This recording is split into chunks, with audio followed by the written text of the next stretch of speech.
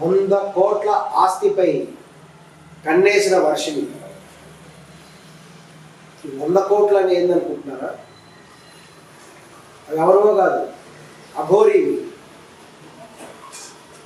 అఘోరి అఘోరి అఘోరి. ఈ మధ్యకాలంలో విపరీతమైన ట్రెండ్ జరుగుతున్న విషయం ఈ అఘోరి. ఈమె ఒక దిగంబర అఘోరిగా వచ్చింది. పర్యటన కూడా చేస్తూ హైదరాబాద్ రావడం జరిగింది.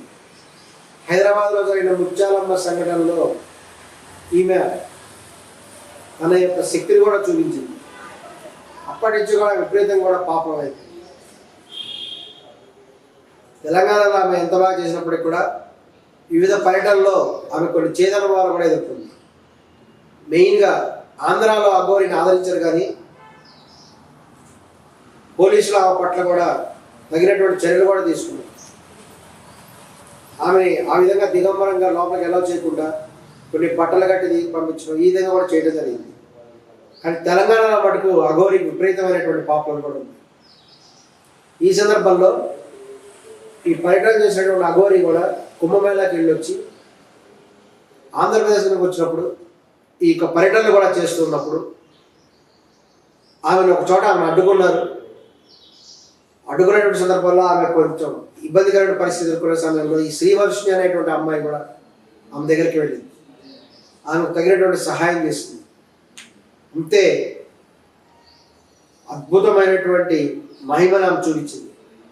అత్యంత క్షుద్ర పూజలు చేసేటువంటి అఘోరి తన యొక్క శక్తిని శ్రీవర్షిణిని చూపించింది. కళ్ళతోటి కరెంటు ప్రసరింపజేసింది. ఆ దెబ్బకు శ్రీవర్షిణి మైండ్లో ఈ అఘోరి కళ్ళలోంచి వెళ్ళేటువంటి కరెంటు తరంగాలు కూడా వర్షిణి తలలోకి వెళ్ళిపోయాయి. ఆ మెదడులోకి వెళ్ళిపోయి మెదడులో రసాయన చర్యలు చేసేసి మెదడుని కూడా మార్చివేసింది. అంతే, ఇక వర్షిణి కాస్త అఘోరి వర్షం అయిపోయింది. ఇక కళ్ళు మూసినా కళ్ళు తెరిచినా ఇక అఘోరి. అఘోరి ఇలా ఆమె చేయడానికి కారణం ఏమిటి? ఎందుకంటే ఎంతోమంది ఆమె వైపు వచ్చినారు కదా ఇద్దరు, కానీ వాళ్ళు ఎవరిని కాకుండా కేవలం శ్రీవర్షిణి మీద ఆమె తన యొక్క కరెంట్ ప్రసరించడానికి కారణం ఏంటంటే ఒకటే, ఆమె యొక్క జాతకరీత్యా ఆమె ఒక అద్భుతమైనటువంటి నక్షత్రంలో పుట్టినటువంటి ఒక కన్య. అఘోరి చేసేటువంటి నగ్నత్వ పూజలకి, క్షుద్ర పూజలకి శ్రీవర్షిణి కరెక్ట్గా సూట్ అవుతుంది. అందువల్లనే వెంటనే కూడా అఘోరి శ్రీవర్షిని క్యాచ్ చేసి ఆమెకు ఒక ఐఫోన్ కూడా ఇచ్చింది, భారీ స్థాయిలో డబ్బు ఇచ్చింది. ఆశ్చర్యకరమైన విషయం ఏంటంటే శ్రీవర్షిని వాళ్ళ అమ్మ ఆ ఫోన్ తీసేసుకుంది, ఐఫోన్ని, అత్యంత ఖరీదైన ఐఫోన్ తీసేసుకుంది. ఇచ్చినటువంటి డబ్బే యాక్సెప్ట్ చేసింది. మరి అఘోరి అంత డబ్బు ఇస్తున్నప్పుడు ఎందుకు ఇస్తుంది అనే ఆలోచన చేయలేదు శ్రీవర్షిని వాళ్ళ అమ్మ. డబ్బు తీసేసుకుంది, ఖరీదైన ఐఫోన్ తీసేసుకున్నారు అఘోరి నుంచి. అసలు అఘోరి తిరిగేటువంటి కారులో కట్టలు కట్టలు కట్టలుగా డబ్బు ఉంటాయి, అన్ని నోట్ల కట్టలే. ఆ కట్టల నుంచి ఇలా తీసి ఇలా చిల్లరలాగా విసిరేస్తుంటారు. ఈ శ్రీవర్షిని తన కళ్ళతో చూసి చెప్తుంది. ఇప్పుడు తెలిసిన విషయం ఏంటంటే అఘోరికి 100 కోట్ల ఆస్తులు ఉన్నాయని తెలిసి.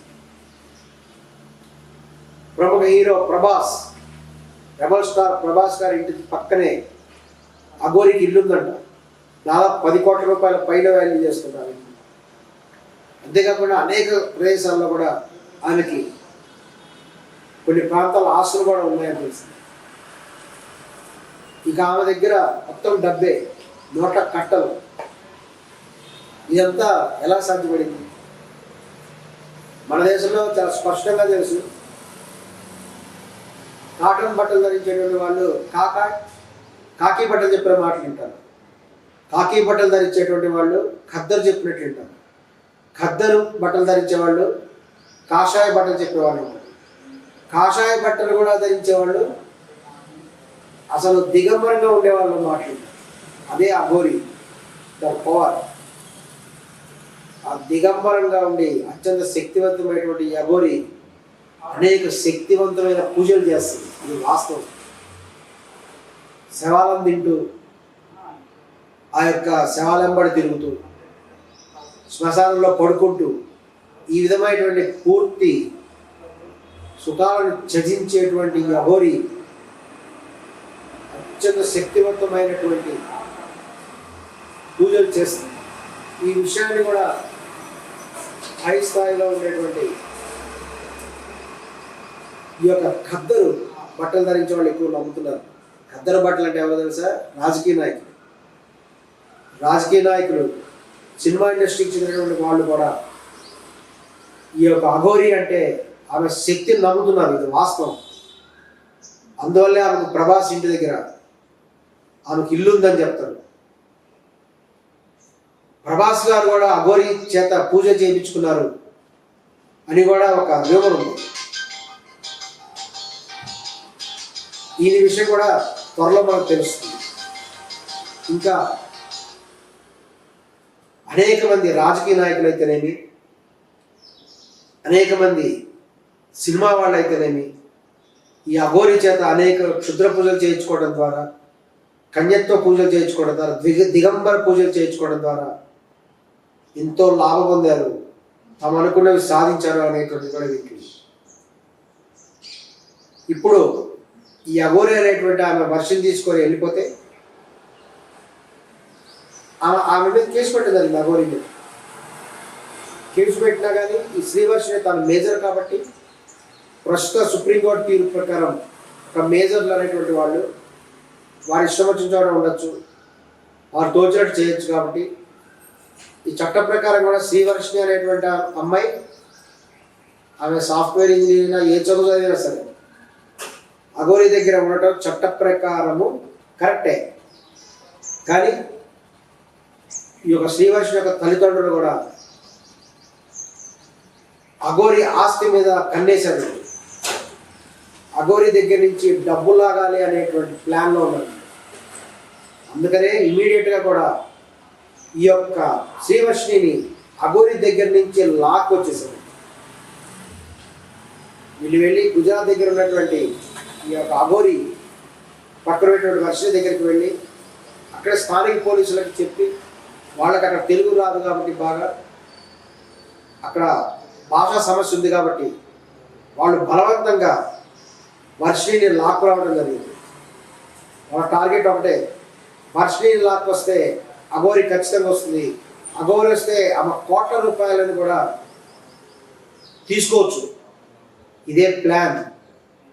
శ్రీవర్షిని తల్లిదండ్రులు కేవలం డబ్బు కోసమే అఘోరిని శ్రీవర్షిని డివైడ్ చేస్తున్నారు అనేటువంటిది నిజం. అఘోరి తలుచుకుంటే తన పూజలతో, తన తాత్విక విద్యలతో ఆమెకు చాలా సులభం వర్షిని తిరిగి వశం చేసుకోవడం. ఏదేమైనా ఈ యొక్క డబ్బు కోసం ఈ యొక్క వర్షిని తల్లిదండ్రులు చేస్తున్నారు అనేటువంటి వాదన కూడా బలంగా వినపడుతుంది. దీనికి త్వరలోనే అఘోరి ఆమె రాబోతున్నది వర్షిని దగ్గరికి వచ్చి తన యొక్క ప్రతాపం కూడా చూపించి వర్షిని తిరిగి స్వాధీనం చేసుకుంటుందని కూడా భావిస్తుంది. ఈ సమస్యకి ఎటువంటి పరిష్కారం ఉందో త్వరలో మనం చూస్తాం.